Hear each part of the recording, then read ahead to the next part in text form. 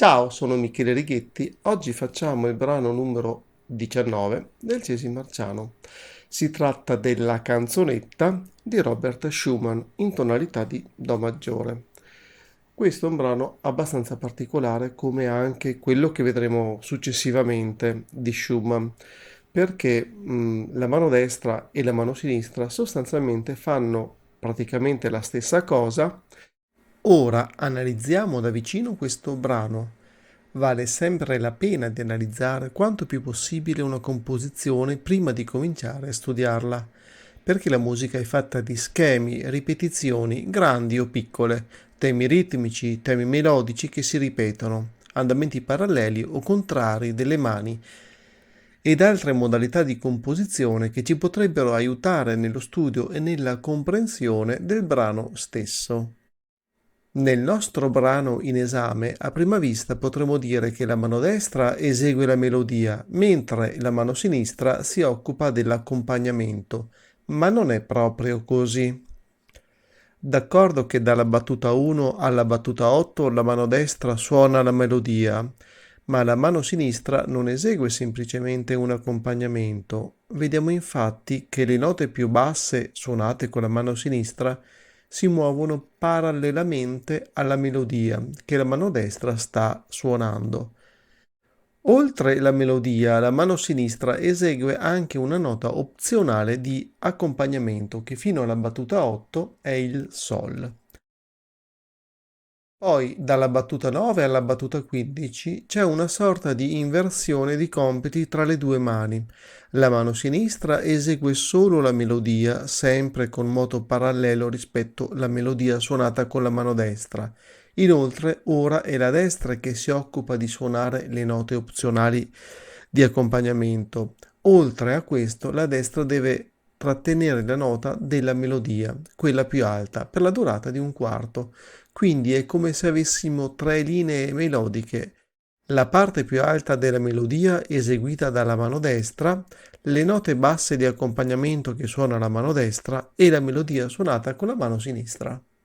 Dobbiamo cominciare a studiare il brano molto lentamente per poi portarlo alla giusta velocità.